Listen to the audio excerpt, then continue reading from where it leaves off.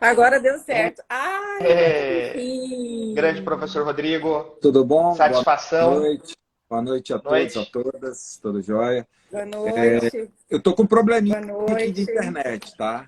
Vamos ver se Oi? vai dar tudo certo. Eu tô com um probleminha aqui de internet, mas eu acho que Ah, agora vai sim. dar certo. Por isso que Vai dar demorou. certo. Tô até meio Não, torto aqui, eu mas acho a gente também, vai. Rodrigo, que eu estava fazendo errado, entendeu? Aí quando você falou tô aqui, aí eu apertei no botão certo. Desculpa. Não, não, tranquilo. Bom, eu preciso te apresentar a todos os nossos convidados, as pessoas que estão nos prestigiando. Muito obrigada por estar conosco nessa segunda-feira. Obrigada a você, Rodrigo, que é uma pessoa que eu tenho grande estima, grande admiração. Tive a grata satisfação já de ter aula presencial com você na minha primeira especialização em processo civil há muitos anos, Mas né? vamos pular E essa hoje parte. Vamos pular essa parte. E hoje estamos aqui nos encontrando, então, nesse modo virtual. Espero que em breve possamos fazer um evento presencial com a sua participação aqui pelo nosso estado. Desde já o convite fica feito. Rodrigo é mestre em Direito Civil pela PUC, doutorado em Direito Processual Civil pela FADISP e pós-doutorado pela UFES, professor da UFES na graduação e mestrado. Membro do Instituto Brasileiro de Direito Processual, do CEAPRO, Centro de Estudos Avançados de Processo, membro do nosso IBDFAM e também do Conselho Superior do IAES, Instituto dos Advogados do Estado do Espírito Santo. Um currículo, senhores, invejável, apenas. Rodrigo, obrigada por ter topado aqui ter esse nosso bate-papo pelo IBDFAM para falar sobre as técnicas da partilha sucessória focada no direito das famílias e sucessões. E, de antemão, eu já queria lançar para você uma indagação, né, para a gente começar esse bate-papo, para você nos situar o que você tem a nos dizer da trajetória do direito das sucessões desde o Código Civil de 2002, que não é tão novo assim, já nasceu um pouco atrasado. Eu queria que você desse para a gente esse panorama e já iniciasse, fica à vontade, a palavra é sua. Bom, como eu disse, né, boa noite a todos, né? Estou muito feliz aqui de estar com a Juliana, com o Fabiano, né? Juliana é minha amiga de longa data, né? Ela está assim, ó, desse jeito aqui, ó, não, está conservada, eu fico até envergonhado aqui, eu nem botei um terno para ficar mais jovem, né? A gente se conhece há muito, muito, muito tempo. E essa pergunta, essa indagação sua, me causa um problema, porque, veja, eu sou professor aqui na UFES, da Universidade Federal do Espírito Santo, então eu dou um período inteiro e a gente não chega a uma conclusão, um ponto. Mas o que eu posso falar é o seguinte, de fato, e isso a gente demonstra, né, é fácil de notar, de que o direito sucessório de todos os livros do Código Civil foi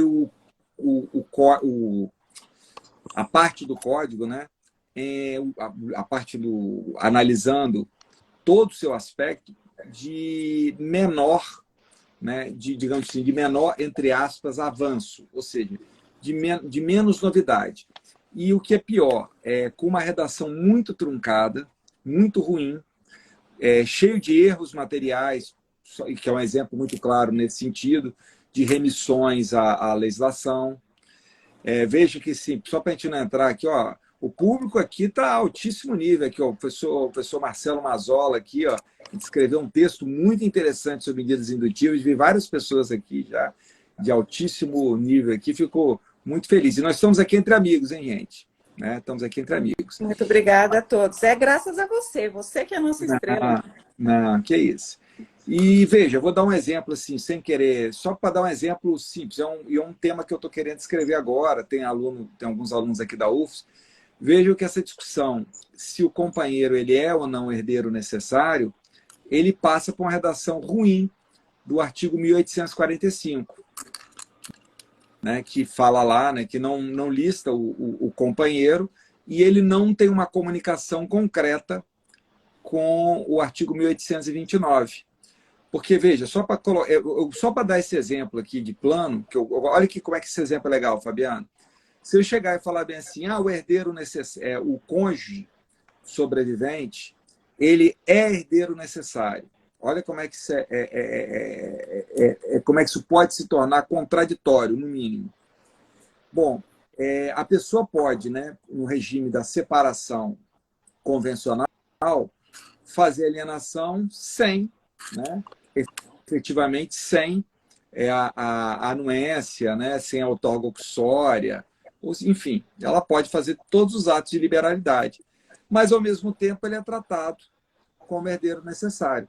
Então veja como é que isso é interessante. Então, se eu for levar isso ao pé da letra, eu tenho uma interferência, então, do direito sucessório nos regimes patrimoniais, porque na verdade, então, a pessoa não tem liberdade completa no regime da separação convencional, porque ela teria que reservar 50% do patrimônio.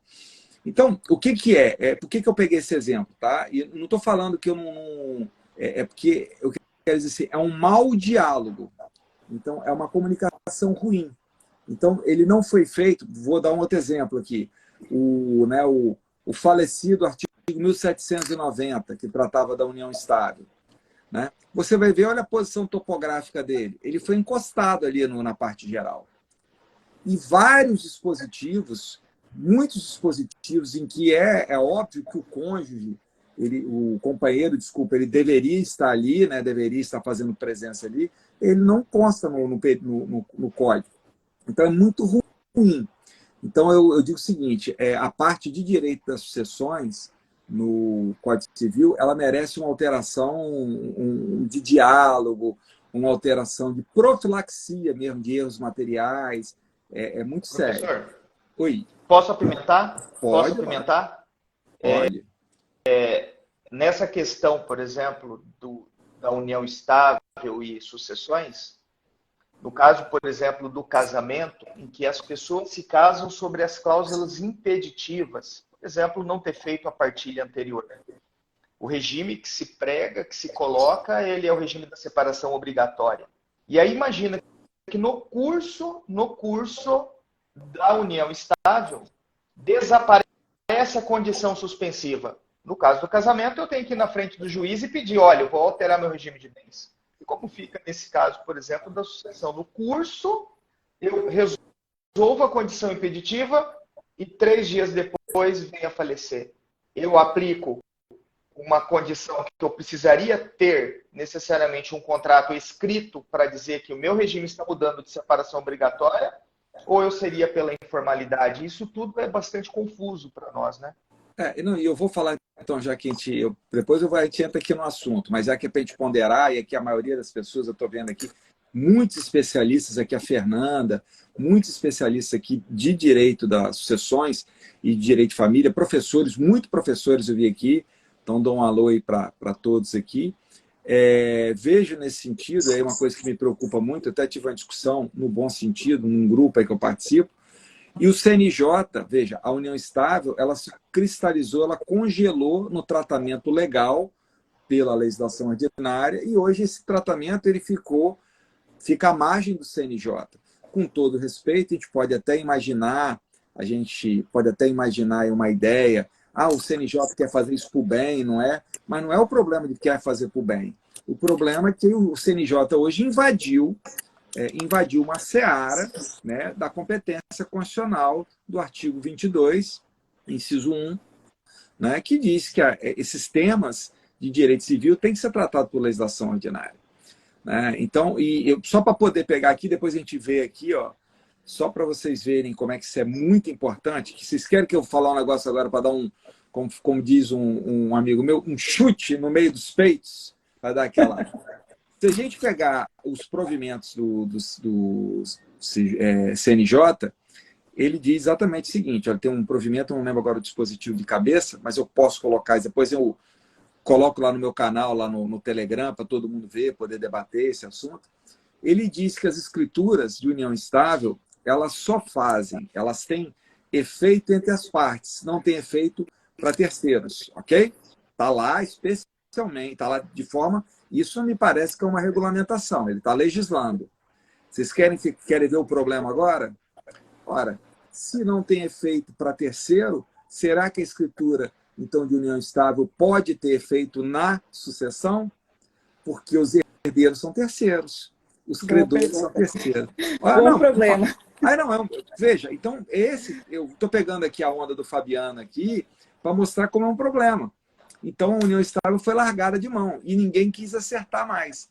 Então, aí eu vou fazer até um reclame, aqui fazendo um reclame ao IBDFAN e a outros institutos, nós temos que levantar uma bandeira aqui para que efetivamente o legislador ordinário comece a trabalhar sobre esses temas, para não deixar que o CNJ, ainda que com boas funções, adentre na regulamentação de um direito tão sensível. Desculpa, na regulamentação pode, mas não no regramento, que é diferente. É diferente, ou seja, né, na configuração e regramento de tais institutos. Bom, e aí eu vou pegar um outro gancho aí, e isso a gente cria uma outra situação muito difícil, e aí é bem bacana o que eu vou falar aqui agora. Se a gente observar, o que o CPC ele alterou, isso aqui, ó, eu vi o Marco, vários alunos aqui no grupo de estudo aí que eu ministro aula, pessoal nota 10, aí eu até brinco aqui, ó, e para os alunos que tiver, aqui já vem o primeiro jump of the cat, o primeiro pulo do gato. Se você imaginar o processo, o CPC ele alterou alguma coisa, ele foi importante no direito sucessório, olha que legal isso, Fabiano, Juliano, olha que bacana. Se eu olhar só para os dispositivos, artigo 610, ok? Até o 673, que tratam do inventário e da partilha sucessória. Eu ia falar da resolução do CNJ, que é o que regula tudo, né? Olha só. O que eu tenho? Eu tenho aí que não tiveram grandes alterações para o Código 73. A divisão é a mesma, o número de dispositivo é o mesmo. As grandes mudanças, a Juliana também já chutou o pau da barraca aqui, o legislador foi tão tímido que o inventário extrajudicial ele continua sendo tratado em um dispositivo e ele está como se a resolução fosse lei. Fosse lei, exatamente. Então, eu faço uma crítica nesse livro aqui, ó, que eu lancei agora. Não é esse aqui, porque o meu volume eu não recebi. Aqui, ó, no volume 12, depois eu vou falar um pouquinho mais dele. Nos comentários ao 610, eu faço uma crítica muito grande a essa situação. Mas vejam, alterações propriamente dita, de impacto, nós só tivemos uma, que tem a ver com o nosso tema de hoje. Mas não é só ela, que é a partilha, é a possibilidade da partilha antecipada, que é o parágrafo único do 647. Mas aqui, Fabiano, aqui, Juliano, que vem o pulo do gato, Jump of the Cat, e eu falo isso muito nesse livro, né, nesses comentários, nessa coleção, são 1000 páginas que eu falo só sobre inventário. 1000 páginas tratando de inventário. O que eu mostro lá? As grandes alterações não estão, olha que legal, na parte do 610 e do 673. As grandes alterações do processo de inventário, do procedimento, estão nas alterações gerais. Quando eu importo isso para o inventário, aí eu tenho o quê? Uma mudança fantástica. Vou dar só 2 exemplos assim rápidos. Tem muita coisa, tá? Mas eu vou dar 2 exemplos rápidos, assim, bem singelos. É muito comum que no inventário eu tenha várias questões controvertidas, perfeito? Várias questões controvertidas. Primeiro ponto. Olha que legal. Quando se eu importar para o inventário a técnica do saneamento e da organização compartilhada, eu posso ter uma audiência, ou seja, para dividir cada ponto controvertido, olha que top isso, hein? E fazer o quê? Deliberar a instrução, analisar a instrução, os pontos controvertidos sobre cada questão. O que significa dizer, olha que legal, que as partes elas podem, elas mesmas, através de um debate na frente do juiz, porque não existe nenhum tipo de restrição à audiência no processo de inventário, o que existe é a restrição da produção da prova oral em audiência. Só isso, ok? Tanto é que no arrolamento sumário nós temos audiência. Arrolamento comum, desculpa. Só olhar lá o 664, temos audiência. Veja, então essa audiência permite isso. E agora o mais legal, vocês estão preparados psicologicamente? Quando eu Acho que falo, sim. então... Não, essa aqui não, porque essa aqui é puxada. Quando eu falo em remessa para via, como é que a gente fala? Remessa para as vias ordinárias. O que a gente aprendeu? Que o CPC 73, o que era a via ordinária? Uma ação, né, na jurisdição tal. Olha que top. Se o CPC ele trabalha com a jurisdição multiportas, olha que top. A via ordinária é qualquer plataforma da jurisdição multiportas. Então, eu posso, a priori, olha que top, uma questão, um inventário envolvendo só capazes, ok? A questão societária, eu posso, que é uma questão extremamente técnica, E que as não partes comporta a podem... discussão ali. O que elas não tem que fazer uma perícia, alguma coisa mais profunda, eu posso levar para arbitragem. Olha só, Pode. a remessa vai para arbitragem. Olha que outro top agora, que massa esse aqui. Pô, eu tenho uma questão ali, eu tenho uma questão específica que ainda comporta uma conciliação, uma mediação. Qual o problema que eu tenho de eu remeter, não ainda para o litígio, mas eu remeto aquela questão para um procedimento de mediação? Essa é a ideia de que, olha só, isso que eu falei, isso é o mais legal de tudo, que é a jurisdição multiportas. Então, eu só estou dando assim, 2 exemplos simples para O vocês verem como é que reconhecimento a gente... socioafetivo, por exemplo, né, professor? Sim, olha, esse é um caso claro. Você quer ver agora um outro mais legal ainda? Esse que eu adoro dar esse exemplo. Às vezes você tem lá um filho, ele se diz o filho biológico. Você não pode fazer o DNA em tese dentro do inventário, ok? Porque isso é uma prova pericial. Mas vê se não é ilógico você remeter isso para fazer uma prova lá fora, para voltar essa prova lá dentro, depois de julgar tal. O porquê, então, não usar a técnica, jurisdição multiportas, da ação autônoma de provas? Ou seja, o juiz remete isso para fora só para fazer a prova lá fora. Colhe o DNA e volta e ele próprio julga. Então, as grandes alterações, as grandes sacadas, a grande mudança de panorama do inventário, ela não está, isso assim, eu falo muito isso lá no livro, ela está por fora. Veja, vou dar para Professor, fechar isso aqui. Ó. Juliana, só para fechar isso aqui, eu não posso tá. deixar de falar isso, para quem milita isso é fundamental. A calendarização. Cara, a calendarização ela é fundamental para o inventário. Porque você calendarizou, porque a gente não pode esquecer que o inventário, olha lá no artigo 611, parte final. Como o processo documentado, ele tinha que ser um processo de encerramento curto. Correto. O calendário é uma técnica de quê? Uma técnica processual para a gente o quê? Encerrar o processo mais rápido. Olha a importância do calendário. Então, tem muita coisa. Então, assim, vamos fechar essa ideia toda, tá? Desculpa, tá, Juliana? É só para não me perder. Então, o que acontece hoje? Nós temos um direito sucessório no Código Civil que não dialoga com o próprio Código Civil. Ele tem um diálogo ruim com o próprio interno, quiçá com a Constituição Federal. Veja, como é que eu vou falar de direito à herança sem analisar a função social da propriedade, dignidade da pessoa humana, enfim. Mas isso é um problema gravíssimo que a gente tem. Segundo problema, quando eu olho para o CPC, eu não posso mirar para o bloco estanque do inventário.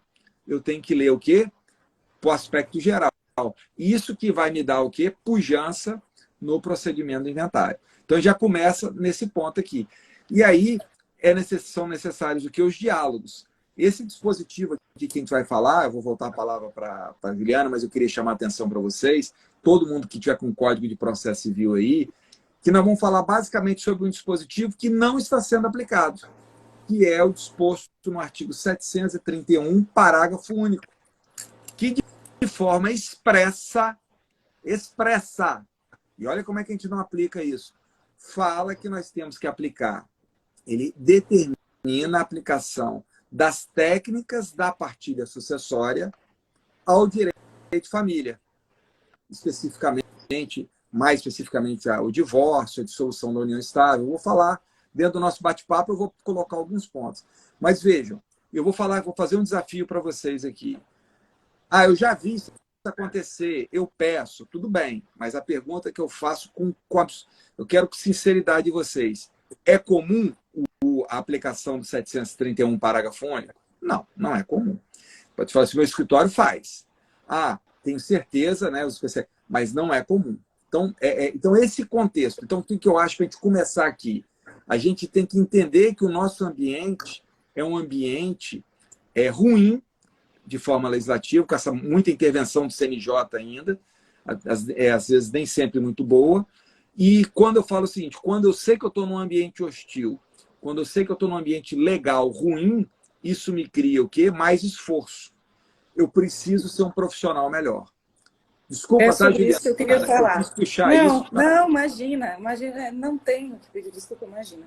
Era justamente sobre isso que eu queria falar.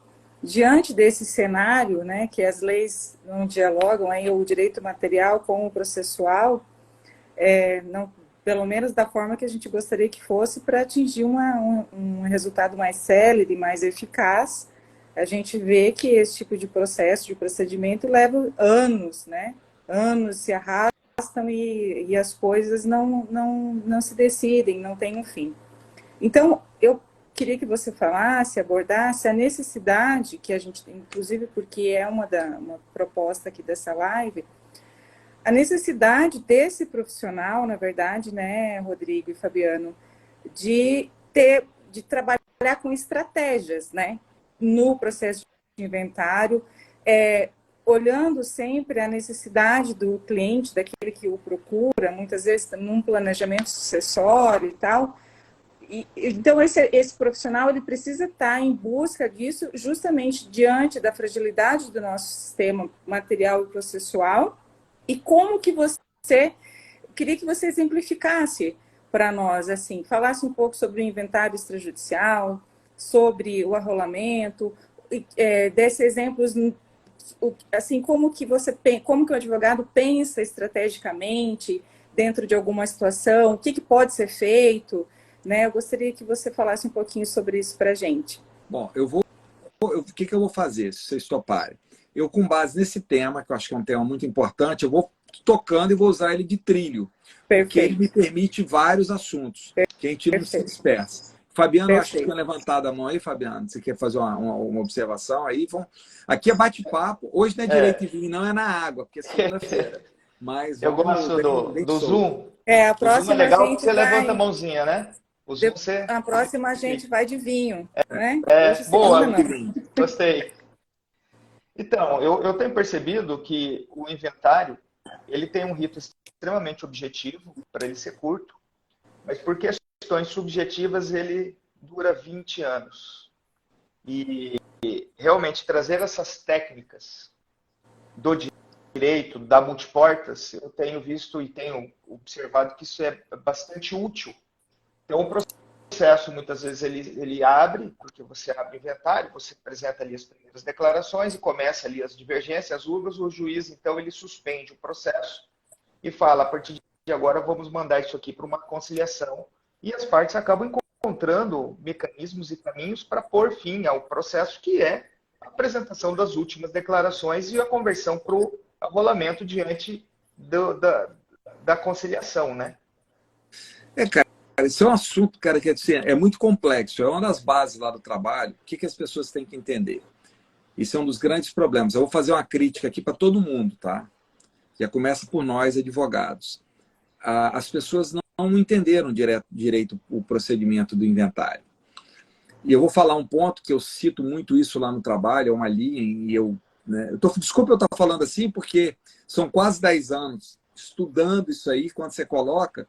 Então, são dúvidas e certezas. São incertezas, né? E algumas, assim, às vezes, muito incertezas. Mas um ponto que eu tenho convicção vejam, o inventário, ele é muito semelhante, ele é absolutamente muito semelhante isso é muito importante que eu vou falar aqui agora, hein? Agravem isso.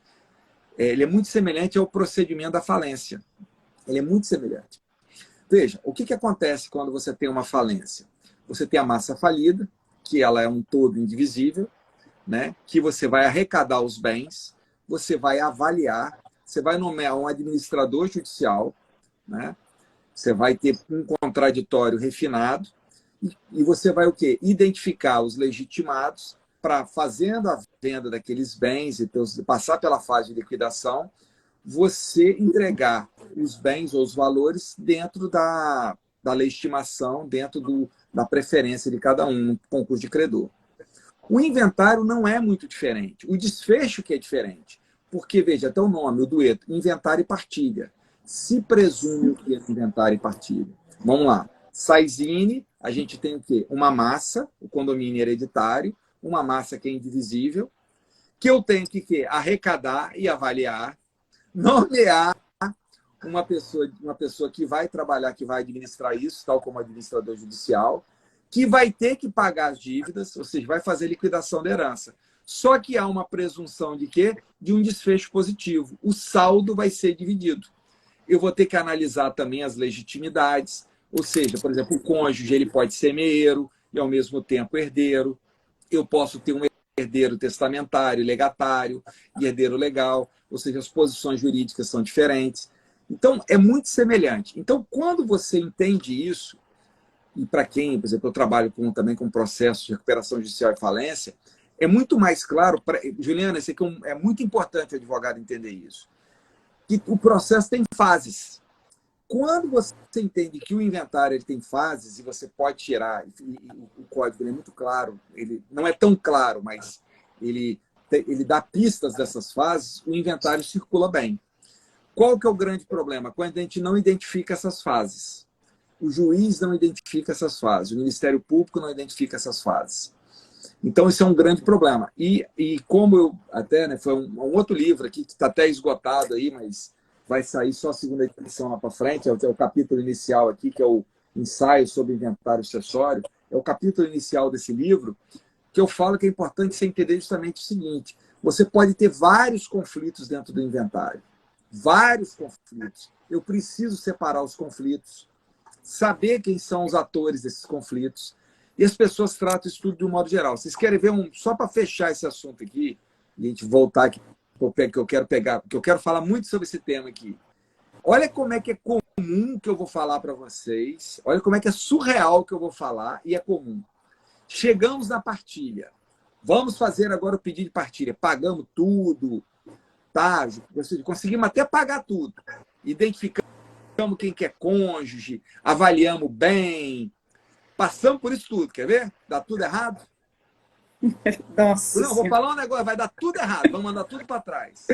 Chegamos na partilha. As partes não sabem qual que é a proporção do quinhão de cada um.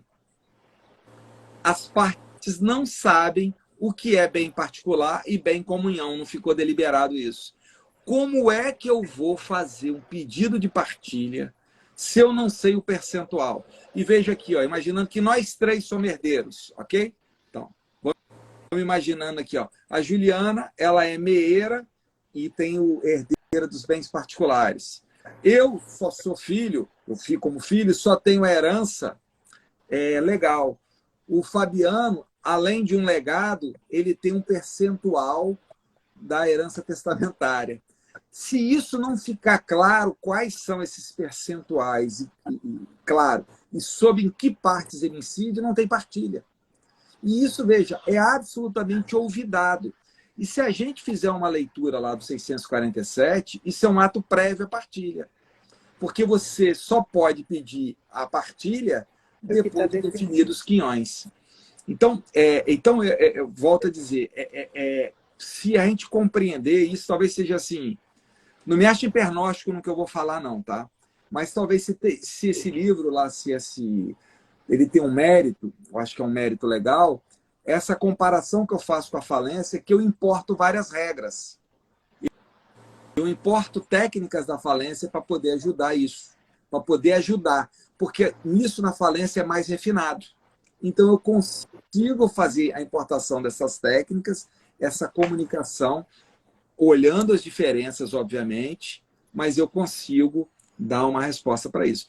Então, pegando aqui o gancho aí dos dois colegas, que foi ótima oportunidade. Pô, tá vendo? É muito bom, assim, eu estou me sentindo assim, jogando futebol, você jogando a bola para mim toda hora para ficar na cara do gol. Olha a importância do advogado como protagonista do inventário. Do advogado dominando o direito, precisa dominar não só o direito material, mas as técnicas do processo, técnicas do inventário, as técnicas gerais. E mais do que as técnicas gerais, um conhecimento das técnicas especiais. Porque eu posso ter que importar, como é o caso da falência, essa técnica especial. Só para vocês verem aqui uma outra questão, veja, na herança jacente, que é uma coisa que não existe, tal, tem técnica específica para alienação de bens de fácil deterioração, de perda de valor. Ora, se eu sou fechado, eu não uso essa técnica no inventário. Se a minha cabeça é aberta, o que eu faço? Eu trago essa técnica para cá. Só para vocês terem uma ideia, que olha como é que isso aqui é prático, é importante. Você sabe como é que eu faço hoje primeiras declarações? Um trecho das minhas primeiras declarações, a listagem dos bens que devem ser alienados antecipadamente. Porque eles vão, se eu não alienar antecipadamente, eu causo prejuízo e espólio. E não é alienar antecipadamente, justamente pegando a lei de falência, olha que bacana, a herança jacente, olha que top. Para quê? Não é para distribuir isso entre os herdeiros, não. É para subrogar o valor, é uma subrogação do valor desses bens vendidos em prol de quê? Dinheiro, liquidez ao espólio. Eu já começo o inventário assim. Veja, isso é uma direção, um farol que não está no inventário, mas está onde? Não só na herança jacente, como na lei de falência. Aí, porra, a gente vai ser Aí nós vamos. Aí pegando aí o meu querido amigo Marco, aí eu posso falar assim, eu sou advogado faixa preta. Aí eu trago a questão. Por exemplo, prestação de contas. Só que eu estou falando, olha que massa, como é que a gente muda toda a cara. Ah, o inventariante tem que prestar contas. Vocês já se deram conta que na prestação de contas, olha que legal, na prestação de contas, olha lá o artigo 618, ele fala que você só presta contas quando o juiz determina ou quando encerra a inventariança. Não é contraditório isso? Um processo com 20 anos e você fazer isso? Você sabe por que é isso? Fabiano agora vai cair de costas. Juliana não. Juliana sabe que eu sou meio maluco, mas Fabiano... Sabe por quê, Fabiano? Porque o inventário presume que vai encerrar em 1 ano. E a prestação de contas, normalmente, do administrador é em 1 ano. Então, o que significa dizer? Veja, estão fazendo uma interpretação. Pegando o sistema, fechou o ano, ele tem que prestar contas, independentemente de qualquer pedido. Porque a prestação de contas ela é anual. Ela tem uma bússola temporal. E mais, agora que é o top. Aplicando a lei de falência, sabe como é que é a prestação de contas na lei de falência? Simultânea. O administrador judicial, ele vai fazendo os atos e vai prestando contas simultaneamente em sítio eletrônico.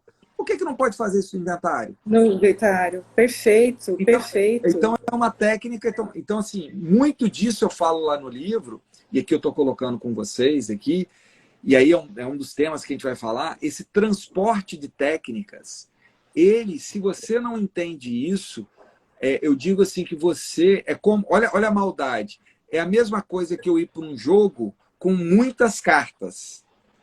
E eu ter o meu adversário com poucas cartas. Aí, cara, é um massacre. Então, você ter muita... Vocês querem ver uma outra figura? Só para vocês verem essas importações que tem. Olha uma importação que eu adoro. O conflito de nomeação de inventariante, né? Um grande conflito e tal. Veja, vou importar uma outra técnica. Posso ter ou não posso ter na curadoria uma curadoria compartilhada com mais de um curador? Por que eu não posso ter isso na inventariança? Então, às vezes, veja, 2 inventariantes, por quê? É falta de conhecimento e pedido, né? Não há vedação alguma. Tanto é que eu posso provar para vocês que não há vedação alguma, o próprio direito sucessório ele admite mais de um testamenteiro. Aí eu falo, pô, diga que eu sou doido, mas não diga que eu sou incoerente. Quer dizer que para cumprir o testamento, que é menor, um trabalho menor do que a administração do inventário, eu posso ter mais de 2 pessoas, mas para administrar o inventário eu só posso ter uma.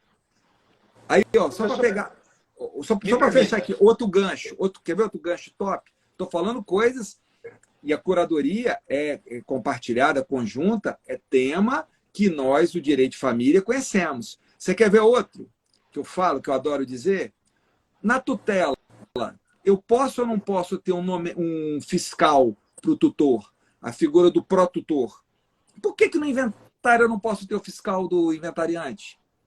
E veja, o custo do fiscal, o pró-tutor, a própria lei diz, os honorários serão módicos, porque a função dele não é de administrar. A função dele, sabe o que é? Simplesmente fiscalizar os atos. Aí vamos voltar de novo. Olha lá na recuperação judicial, lá na falência, a figura dos conselhos fiscais. Então, são técnicas, é isso. Então, se eu não trabalhar com isso, o que significa? Quer dizer, eu estou com poucas cartas. Então, eu quero trabalhar com muitas cartas. E isso também, olha só, tira a conflituosidade. Em vez de... Olha só pegar 2 exemplos para fechar isso aqui. Eu e Fabiano estão se matando aqui no processo, que eu quero ser inventariante e ele também quer. Por que a gente não pode, então, fazer um negócio jurídico processual para o meu cliente ser inventariante junto com o dele? Só pode assinar os 2 juntos. Uma parte ele vai fazer, outra parte eu vou fazer. Nós prestamos contas. E ainda assim, ó, tem a Juliana que não concorda com a gente, tal, também na dúvida. Pô, vamos nomear aí um fiscal. Veja, eu supero um debate porque eu não posso ter no inventário o 8800. Só a resposta é o quê? O 1 ou 10. 0 ou 100. Eu tenho que ter o quê? Várias possibilidades. Então, eu acho que esse é um ponto para a gente pensar bastante. E isso, essa ideia toda que eu estou falando aqui, Fabiana, eu vou voltar para você, só para poder não perder a ideia. Olha como é que isso é legal. Eu estou falando de processo sucessório, não estou? Mas por que eu não posso pegar essas ideias e transportar para os conflitos familiares, para as partilhas de família? Por que não? Por que não? Por que nos processos familiares em que há um cônjuge, um companheiro, que ele se encontra na posse de determinados bens, por que eu não posso pedir para ele prestar contas?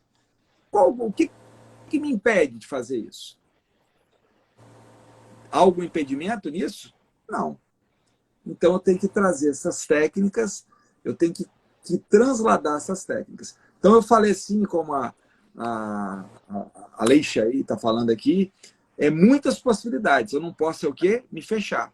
A partir desse ambiente árido, eu tenho que fazer igual em Israel. Não tem aquele ambiente árido? Vou buscar toda a tecnologia, eu vou buscar tudo para ter o meu alimento, para ter a minha cultura. É isso que eu tenho que fazer. Professor, como eu teria essa gestão compartilhada quando eu tenho uma hierarquização que o cônjuge sobrevivente ele tem prevalência na inventariação? Vou falar um negócio com todo respeito, está no livro, eu tenho um texto específico aqui. Fiquei muito feliz, inclusive, recebi uma notícia bem bacana, que esse texto foi citado pelo meu querido amigo Pablo Stolze e Rodolfo Pamplona. É um absoluto equívoco. O que eu vou falar para você agora, você vai cair de costas. E depois que eu vou falar, você vai falar, não, cara, isso é tão óbvio que eu não tinha pensado. O artigo 717, ele cria um rol de referência. Ele não é um rol obrigatório. E mais, está preparado psicologicamente? O juiz só vai se valer dele. Você está preparado psicologicamente? Se as partes não tiverem o quê? Feito um negócio jurídico processual para a nomeação dos inventariantes. Porque a preferência sempre é o quê? A nomeação consensual. Okay. E essa que é a interpretação que se deve dar. Então, a gente tem uma interpretação antiga. Olha, aí eu vou voltar de novo. Como é que eu posso interpretar o 617 hoje sem ler o 190? Não posso. Okay. Porque o 617 hoje ele é permeado pelo artigo 190. Então, é uma reinterpretação de todo o direito acessório. E agora você vai tomar, agora é para acabar de chorar. Que aí eu sei que passou na cabeça. Eu sinto aqui as vibrações aqui, tá? Tá todo mundo tenso, assim, cair, meu Deus. Se eu te falar, se cair a live, é porque são os espíritos. Porque quando vai vindo essas vibrações aqui, aí alguém vai falar bem assim, pô, mas do inventário eu tenho um problema. Essa aqui é top, hein? E essa é top das galáxias que eu vou colocar aqui agora. Aí as pessoas chegam e falam bem assim, mas aí tem um problema. O inventário é muito comum ter incapaz. Como eu vou fazer negócio jurídico incapaz? Você quer chorar agora, Juliana? Você quer chorar? Olha como é que as pessoas não se dão conta do que das interpretações que eu tenho que fazer. Leiam o artigo 665 do Código de Processo Civil. Ele permite um negócio jurídico. Incapaz. Ele permite um negócio jurídico violentíssimo, um dos mais violentos que tem, que é a troca de rito do inventário comum, do inventário solene, para o inventário pelo arrolamento comum. Ou seja, olha o grau desse negócio jurídico processual. Não é nomear um inventariante, não. Eu troco o rito todo. É a troca do rito, ainda com presença de incapaz, desde que todos estejam concordes e ouça o quê? O Ministério Público. Então, veja, foi uma palestra que eu ministrei, e eu fiquei muito feliz, tá? Uma palestra que eu ministrei junto ao Ministério Público aqui no Espírito Santo, que a recepção foi maravilhosa. Foi até chamado para dar uma palestra sobre isso também no Ministério Público da Bahia. Veja, o Ministério Público, ele pode ser o quê? E aí, pegando meu texto com Mazola, medidas indutivas, ele pode ser o quê? O indutor desse negócio jurídico, porque a conversão do rito pode ser benéfica ao incapaz. Okay. Um processo mais curto é benéfico ao incapaz. Então, o que eu quero colocar para vocês, então, veja como é que isso é legal. Lembra como inclusive, é que eu falei? Com o curador, né? Hã? Eu posso nomear um curador para o incapaz ante eventual conflito de interesse. Pode. Isso eu te falar. E para mim, um caso clássico que acontece muito, que as pessoas têm que se dar conta nisso, existem situações, meus caros, com todo respeito a quem pensa ao contrário, em que o cônjuge sobrevivente, que é ascendente do herdeiro, né, do descendente, olha só, vê se é muito comum isso. Você tem o cônjuge sobrevivente, né, que era casado, né, o companheiro do que faleceu, e tem o descendente, ok? O descendente comum. Eu falo isso no livro de uma forma muito dura. Preste atenção que isso é muito importante. Por exemplo, eu sou casado aqui, ó, vamos lá. Eu sou casado com Juliana, ok? Sou casado aqui com Juliana. Aí, não sei se eu mato Juliana. Não, eu vou matar a Juliana, que é melhor do que colocá-la como mar. Vou botar eu como mal. E o Fabiano... Por favor. Eu não vou botar você como mal. E o Fabiano aqui é o nosso descendente, ok? Nosso descendente comum. Olha que doideira isso.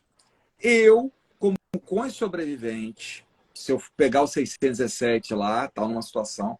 Olha a importância do Ministério Público, até para falar, não, aqui precisa de curador. Como inventariante, eu vou dizer o que é bem particular da Juliana, o que é bem minha ação e o que é meu bem particular. O pior é o que é o meu bem particular. Porque, olha só, se eu chego e falo bem assim, não, esse bem aqui não entra para o inventário, não, porque ele é particular meu. Ele não entra lá com a Juliana. O que eu acabei de fazer? Eu tirei metade do meu filho, do filho. Olha o conflito que eu posso ter. Então, nessas situações em que há uma situação indiciária aí, é necessário, ela vai ser necessária a nomeação de curador. Olha como é que a função do Ministério Público ela é capital hoje. E quem pode chegar e falar, olha, isso aqui eu não tenho condição de fazer isso. Porque isso é legal o Ministério Público falar assim, esse dado aqui eu não vou ter condição, eu preciso de um curador que vai examinar isso mais profundamente. Agora, posso falar, eu escrevi isso também no livro, que agora dá como é que diz, uma virada copérnica nisso tudo. Está preparado, Fabiano? Fabiano vai nem dormir essa noite, coitado. Porque Juliana já sabia que eu sou menino maluquinho, então ela está preparada, mas Fabiano não estava preparado. Fabiano, então, em vez de nomear aqui, olha que bacana, em vez de nomear o curador, que vai ter um custo maior, Olha, o nosso presidente do IBDFAN está nos assistindo. Ah, não, eu estou falando assim, o público está qualificadíssimo aqui. Vamos voltar lá de novo, ô Fabiano? Está preparado psicologicamente? Por que não importar, então, não a figura do curador, mas a figura do pró-tutor? Lembra o tutor? O fiscal do tutor. Se eu colocar um fiscal do inventariante, às vezes vai ser menos conflitante, mais barato e vai o quê? Preservar os interesses do incapaz. Então, olha como é que o transporte de técnicas ele é fundamental. E é uma figura que está lá, tá lá na tutela. A gente não está inventando. Né?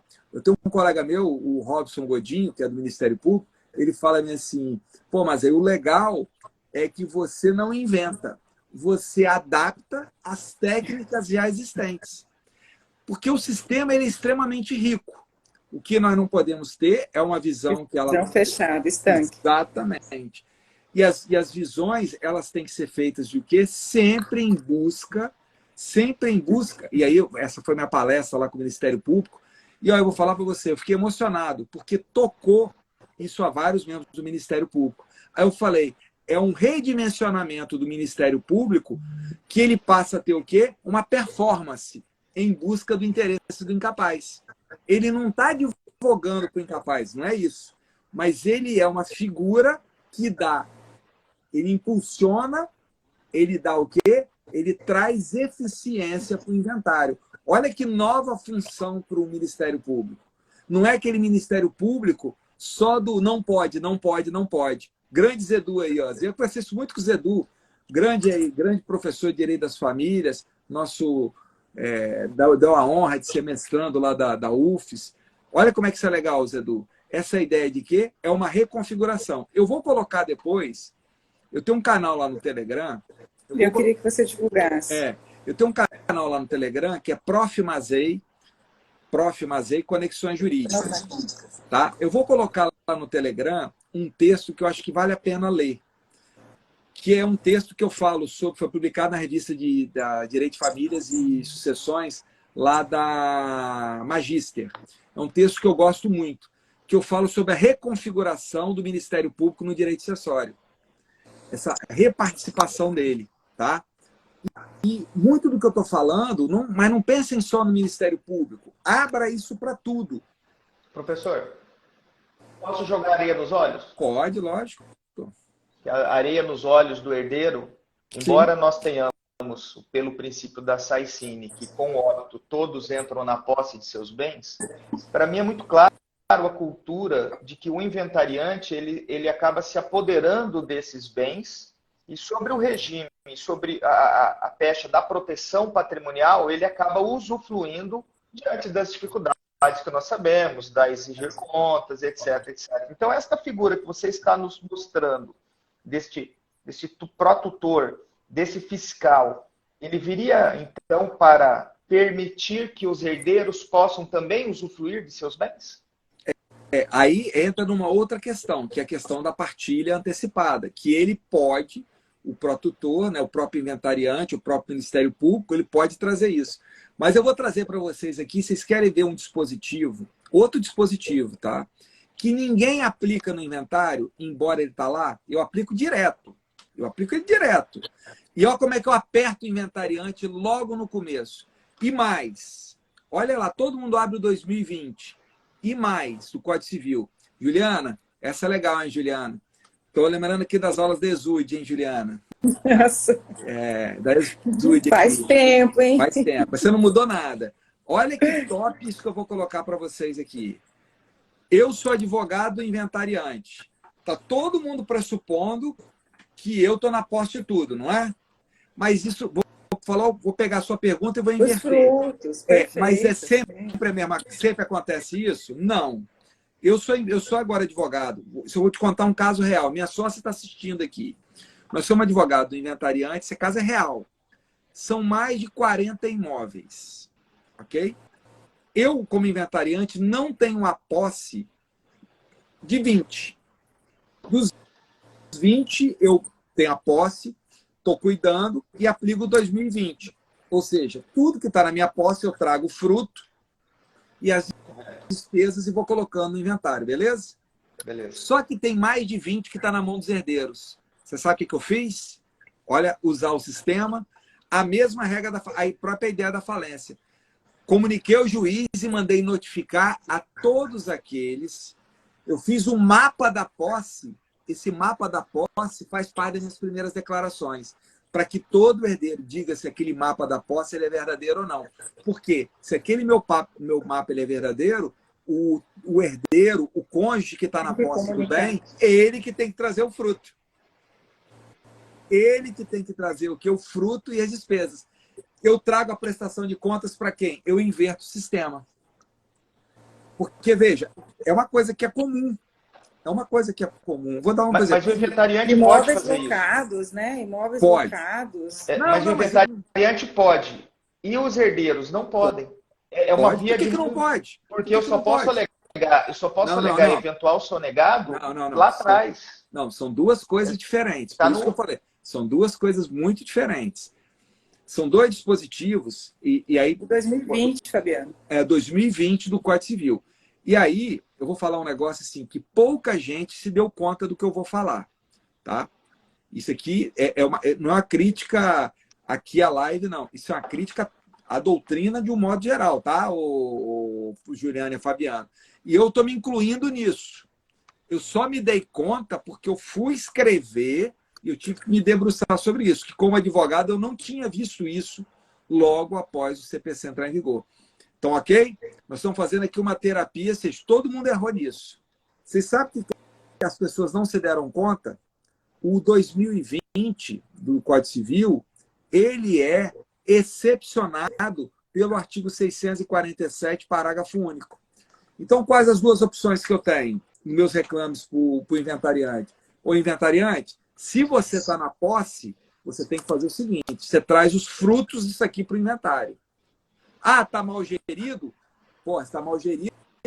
É muito parecido. Olha o que eu vou falar para vocês. Estão preparados psicologicamente? Com os alimentos compensatórios da família. O cônjuge não ficou com 100% do patrimônio? Você não tem que indenizar os 50%? O inventariante está naquela posição toda. Você tem que... Ah, você está usando? Você tem que trazer esses frutos. Qual que é a forma que você tem para poder não trazer os frutos? Fazer o quê? A partilha antecipada. O posicionamento possessório dos bens, olha lá o parágrafo único de 647, porque aí os herdeiros passam o quê? A usar e fruir dos bens, não podem vender, ok? É uma posição de uso e fruição, mas também passam a arcar com as despesas. Olha eu como inventariante agora. Olha o mapa da posse. Olha como é que eu mato com o mapa da posse. Sabe que eu chego para o juiz? Excelência, isso aqui já está na mão deles. Das duas, uma. Ou eles me trazem os frutos, ok? Ou a partir de agora, se tiver que é compatível, vai ficar com eles. Mas a despesa não é mais minha, não. A despesa é dele. Então, esses artigos, o 2020, ele tem que, do Código Civil, ele tem que ser interpretado com o quê? Com 647 e seu parágrafo único. E eu falo isso bastante lá nos comentários, né? Veja que aí, e eu vou voltar para o tema original, olha como é que isso tem muito a ver com a partilha do direito de família.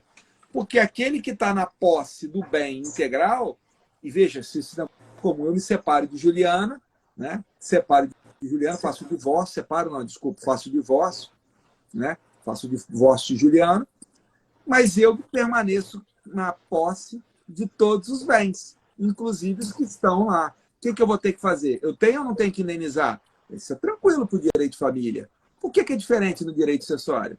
Não é diferente no direito sucessório, especialmente no curso do inventário. Vocês querem ver e aí eu vou pegar... Fabiano, sua pergunta foi espetacular. Parece assim aquele cruzamento assim na área, assim, eu estou debaixo da trave sem goleiro. Só vou testar para dentro. Você quer ver um dos maiores equívocos que tem? O inventariante, ele fica murrinhando para cumprir o impacto, para cumprir o legado. Ele achando que ele está abafando, ok? Beleza? Olha lá, não lembro agora o dispositivo de cabeça, eu posso olhar aqui. É logo no primeiro dispositivo do cumprimento do legado, mas eu acho ele aqui depois. Você sabe o que acontece na hora de cumprir o legado? Eu tenho que entregar o bem. vinculado ao legado, e aqui eu estou falando especialmente quando é imóvel, vocês estão agora preparados psicologicamente, não é só a entrega do bem, eu tenho que entregar todos os frutos. Você sabe o que aconteceu num caso que eu dei um parecer? A inventariante, o Picuinha, tinha um legado das cotas da empresa, ok? E ela, por Picuinha, ela não entregou as cotas da empresa logo, ela não fez o 647, parágrafo único, que se aplica à meação, também é importante, a partilha antecipada, se aplica tanto à meação quanto ao legado. Tem até enunciado lá do FPPC nesse sentido. Olha que top agora, Juliana. O que a inventariante para o Picuinha fez? Porque o legado das cotas da empresa era para o filho do primeiro casamento. O que ela fez? Segurou as cotas. Foi entregar só 4 anos depois. E eu dei o parecer, né, que era o advogado do herdeiro, né, do legatário, desculpa, herdeiro, não, do legatário, herdeiro, mas nesse particular o legatário, quanto às cotas. Na hora que ela foi lá e entrou e pagou. Sabe o que eu fiz? Fiz igual a Fabiana aqui, ó. Só levantei a mãozinha. Beleza. Recebi o bem. Cadê meus frutos? Tudo para trás. E você sabe o que aconteceu com os frutos, Fabiana? Você sabe quanto que eram os valores do fruto? Que tinha distribuído lucro e tal. O valor dos frutos era maior do que o valor das cotas. Porque era uma empresa de prestação de serviço. Nossa. Então, a empresa em si, o valor da cota, ela não era tão alta. Mas o problema é que os frutos que ela gerava era muito alto. Então, sem contar a correção disso tudo, né? Não, isso deu um embolo de todo tamanho. Então, volto a dizer, isso é uma ideia de má gestão do inventário. Então, a gente tem que dentro dessa minha concepção aqui, a gente tem que mudar toda a ideia de administração do inventário. Vocês querem ver, só para fechar aqui, essa é uma pergunta que eu tenho vários alunos aqui, eu estou falando, brincando aqui, uma das perguntas mais clássicas de prova minha na UFS, na graduação. Clássica. Qual que é a função precípua do inventariante? Você sabe o que vai todo mundo responder? Vai responder com base na doutrina, mas responder errado? Administrar os bens de espólio. Errado. A função precípua do inventariante é encerrar o condomínio hereditário, tomando todas as medidas para o encerramento do condomínio hereditário. Tanto é que uma das medidas que nós temos, na medida geral, é a administração. Com isso, e aí, da parte lá do livro, que eu particularmente gosto mais, uma das partes do livro que eu mais gosto, são os comentários que eu faço ao artigo 618 e 619 do Código de Processo Civil, que são o quê? As incumbências do inventariante. Então, isso é muito legal, porque aquelas incumbências ali, inclusive da administração, elas são atos laterais para o objetivo maior, que é o quê? A finalização do inventariante. Então, aí eu uso, cara, olha só, o administrador da falência, de novo, ele pode ou não pode ter trabalho, ele pode ou não pode ter trabalho, invocar, por exemplo, só para vocês terem uma ideia, auxiliares. Pô, o inventariante está lá, tem fazenda para cuidar, você tem lá dinheiro em bolsa. Isso não é todo mundo que trabalha, né? Não, Pô, você tem que ter lá, conhecimento especializado, você tem que ter conhecimento, né? lógico, conhecimento específico. Direito empresarial, societário. Então, mesma coisa, né? Então, agora, você não vai. O inventariante ele não pode sair contratando isso a todos. Ele vai fazer o quê? Trazer isso para o inventário, para ser debatido, né? E de ser decidido. Por isso, olha que massa, Fabiana. Você sabe o que eu sustento lá no 620? A depender da complexidade do inventário, olha que massa, hein? Olha outro jump of the cat. Você sabe o que os herdeiros e o juiz podem exigir do inventariante? Um plano de trabalho. Igual na recuperação judicial. Igual na recuperação Assembleia. Assembleia de credores você troca para Assembleia de herdeiros. Você quer ver um negócio que é muito doido? O que o 619, quando fala que antes de fazer as alienações, antes de fazer autocomposição, os negócios. Por que houve as partes? São as assembleias. Uhum. Aí a gente pode negociar, olha só, como é que vai ser a votação das assembleias, que isso pode ser feito o quê? De forma virtual, eu já levo para o juiz. Então, isso tudo eu falo no livro. Então, assim, por favor, assim, eu não estou aqui para fazer propaganda do livro, até porque direito autoral não é isso. Mas, assim, são muitas ideias, é difícil numa live eu falar sobre isso tudo. Então, e agora, também, assim, o lado negativo. O que aconteceu? Como é um livro grande, né, um livro bem grande, né, como eu falei, é muito grande, é um livro de coleção, com capa dura, pela Saraiva, todos esses detalhes, ele acabou ficando um livro caro. Tá? Ele é um livro que é um livro caro. É um livro hoje de mais de R$300, 300 e poucos reais, 380, 390 reais. É o preço que está sendo vendido no lugar mais barato, que é no site da editora, da própria editora do Direito, que é lá da Saraiva. Eu tenho um vale, para quem tiver interesse, coloca Vale Mazei, você vai ter 15% de desconto. Eu vou colocar isso tudo depois, eu faço uma publicação e coloco lá no Stories, ok? A gente compartilha. E coloco lá no canal no Telegram, porque também, assim, sem também assustar, é um livro que provavelmente vai esgotar rápido. Por quê? Justamente por ser caro, ser de coleção, a tiragem é pequena. Esse aqui, o Ensaios, o vermelhinho que estava aqui, ó, ele esgotou muito rápido, cara. Esse livro aqui esgotou, cara, em 110 dias, ele vendeu 600 exemplares. Porque é um livro com muito tema prático. Não tem mais. Esse livro aqui, o do CPC Comentário, aí o Antônio, o Antônio foi um dos primeiros aí que comprou, colocou lá, tal, e é muito bacana. Se vocês me acompanharam lá no Instagram, é muito bacana isso para mim, me dá uma satisfação muito grande, Juliana e Fabiana, que o pessoal posta todo dia, ó, comprou, chegou meu livro, e o mais engraçado, que é o surreal, que as pessoas estão recebendo o livro antes de mim, que eu não recebi meu livro ainda. Eu só vi na mão dos outros. Então é um livro que são 500 exemplares. Eu, pelo que eu estou vendo aí, acredito que vai esgotar talvez aí até o meio do ano, um pouco mais para frente, e como é um livro de coleção, não vai ter que pagar o giro, sair de novo.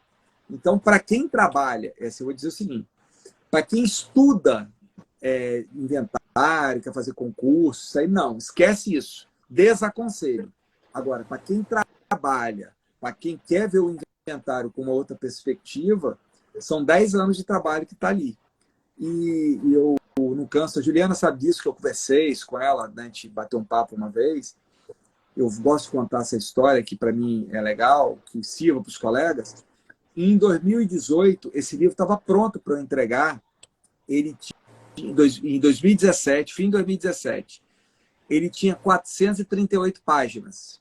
O Marco Espírito sabe disso também, que é muito meu amigo. E ele estava pronto para entregar para a Saraiva. Eu não estava satisfeito, porque ele não tinha... Por que eu estava fazendo? A minha crítica que eu fiz, ele era mais do mesmo. Ele era um exame do direito sucessório a partir do que estava no Código Civil e no Código de Processo Civil, nas partes estantes. Eu refiz todo o meu trabalho. Eu peguei isso. Olha o que eu fiz. Eu copiei em 2 pendrives. Deixei, ó, o Marco está guardando, é verdade isso aqui. Ele ficava me pressionando. Eu dei um pendrive para minha filha guardar e dei um pendrive para um colega de escritório guardar. E apaguei tudo do computador, para eu nem ter o vício de escrever os comentários em cima do que tinha. E comecei tudo do zero. Quando eu terminei o livro, eu vou falar aí, vocês vão ficar chocados, mas isso é verdadeiro. Sabe quantas páginas ele tinha? 2.300 e poucas páginas. Eu tive que condensar para entregar uma versão na editora com 1.000 páginas. Então, por isso que eu estou falando muito do que o livro, eu estou publicando muito artigo, muito tema mais específico, mais nervoso, está tratado no livro, mas de forma mais simples. Eu aprofundei, né, em textos. Juliana está falando para eu sortear. Juliana, nem o livro eu recebi. Eu vou receber 10. Não sei nem como é que eu vou entregar esses 10. Eu nem recebi. Foi a Tá? Justiça do Afeto que pediu, não fui eu, não. Eu nem ousei pedir. Não, eu vi ela aqui, não. Não, mas é um... Então é isso. Então, assim, tem muita coisa, assim, eu vou... Agora, o que eu estou fazendo lá, né, para colocando aí, eu vou fazer isso aqui. Acabou a live, eu já vou fazer isso.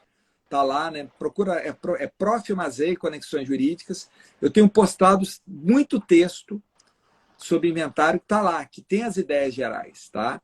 Enquanto não consegue comprar o livro. Enquanto não consegue comprar o livro. Textos.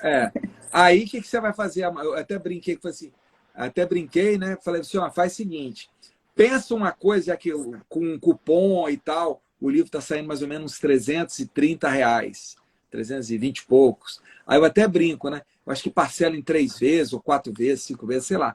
Eu acho que um colega falou que parcelou em 5 vezes. Pensa que é um vinho que você está bebendo por mês. Mas o conhecimento de 10 anos, né? Estudo de 10 anos, né, Rodrigo? Tem que... Né, eu acho assim, é claro, a gente... Todas as pessoas aqui, enfim, é grana, né? 300, 400 reais, claro que é grana. Para estudante, então, nem se fala. Mas é um conhecimento aprimorado, especializado, anos aí, né? Você sentado, pesquisando, reescrevendo. Então, é uma obra de arte, né, que precisa ser valorizada. A gente vai estudar uma forma também de repente, quem sabe fazer um sorteio, vamos ver. Não posso prometer, mas vamos estudar também essa possibilidade. Pelo negócio que vai ser com a minha editora lá, Débora, ela foi muito animadora, eu vou receber esse meu livro no fim de abril, tá? Animador, o autor vai receber no final de abril.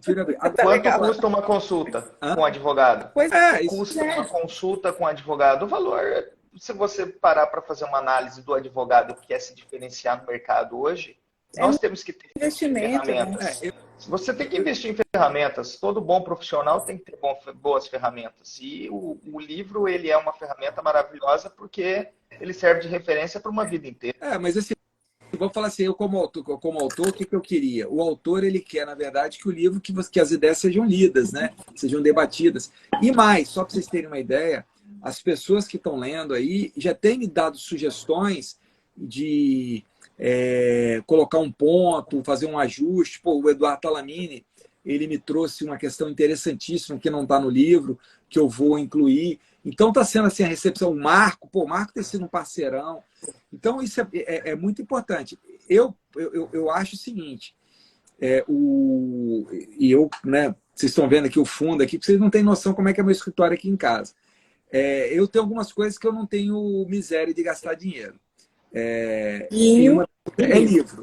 Uma delas é livro. Porque eu acho que o livro é um investimento. E como meu finado pai, né, meu sábio pai, ele falou um detalhe uma vez, assim, né, repetiu, isso não é original dele, mas eu ouvi dele, eu acho que é muito importante a gente entender o seguinte, veja, Caldeirão aí, Caldeirão é um grande amigo, tá aí, nosso... Um abraço, Caldeirão. Eu cito muito o Caldeirão lá no livro, é um cara inteligentíssimo, né, grandes ideias, trouxe a ideia, e eu vou fazer um diálogo que eu faço com o Caldeirão. Você pensa tanto no afeto, no direito de família, olha como é que ele é olimpicamente renegado no direito sucessório. Basta ver que quando se fala do concubino, no direito sucessório é só para punir, só para vocês terem o nível, né, de situação que a gente tem. Mas, enfim, meu pai fazia uma observação que era muito bacana. Ele falou assim, olha, meu filho, tudo pode ser tirado de você. Tudo. Qualquer coisa pode ser tirada de você. Tudo pode ser tirado de você. Até a sua moral externamente pode ser tirada de você. Porque a pessoa pode te difamar, caluniar, e isso ser incorporado, e você, num momento externo, isso ser arranhado. A única coisa que ninguém pode tirar de você é o seu conhecimento. Porque a pessoa pode chegar até a falar bem assim em alguns casos. Pô, aquele cara, ele é um cara arrogante. Pô, mas ele conhece. Pô, aquele cara não sabe se expressar, mas ele conhece. Né? Aquele advogado, ele cobra caro, mas ele conhece. Mas ele entrega. Ele entrega. Então, o conhecimento, cara, ele faz uma diferença muito grande. E ele é o divisor efetivo. E eu costumo dizer o seguinte, aquele que tem mais conhecimento, ele vai ter uma outra ideia, uma outra dimensão. Vou pegar o Caldeirão aqui, que a gente fez uma banca de qualificação, um dia recente com a sócia dele e tal. Eu vou falar um ponto que eu já estou estudando. Eu estou estudando, já estou pensando aqui. Isso está no livro, né? Isso está no livro, mas eu vou colocar isso aqui para vocês. Isso vai estar muito mais. Eu vou fazer um texto bem grande, bem denso sobre isso. Veja só, a gente pensa nesse dueto, inventário e partilha, ok? Inventário e partilha. A gente está esquecendo que a gente vive na era da sociedade de consumo, do superendividamento, das pessoas cada vez vivendo mais. O que vai ser uma virada que certamente já está acontecendo nos inventários? Os inventários com desfecho negativo. Então, o que eu estou trabalhando já? Eu estou trabalhando o inventário, que, deixa eu te falar, com todo respeito, é equivocado falar, tá, em inventário negativo. Na verdade, o correto é falar inventário com desfecho negativo. Porque o inventário, só rapidinho, ele pode ter 3 desfechos. Positivo, que é você, depois da liquidação, pagamento das dívidas, sobra patrimônio para dividir entre os herdeiros. Se tiver herdeiros, é partilha. Se tiver um só, é adjudicação, é o desfecho positivo. Eu posso ter o desfecho zero, que é um inventário que o quê? Não tem patrimônio nem tem dívida. Então, não é inventário negativo, é inventário com desfecho zero, tecnicamente falando. Ou inventário com desfecho zero, em que o patrimônio só é suficiente para poder pagar as dívidas. O desfecho é zero. Não há partilha, mas não há insolvência. Mas eu tenho o inventário com desfecho negativo, que é um inventário que termina em insolvência. Beleza? Olha lá o artigo 618, inciso 8. Há uma conversão do inventário. Olha que tópico que eu vou falar agora, hein? Vocês estão preparados psicologicamente? Há uma conversão do inventário no procedimento de solvência. Beleza? Olha a pergunta que eu faço, que eu vou investigar, já estou investigando nesse meu trabalho. E se a pessoa que faleceu, ele era consumidor, eu aplico as regras de insolvência ou as regras de superendividamento? Olha aqui, olha como é que estão.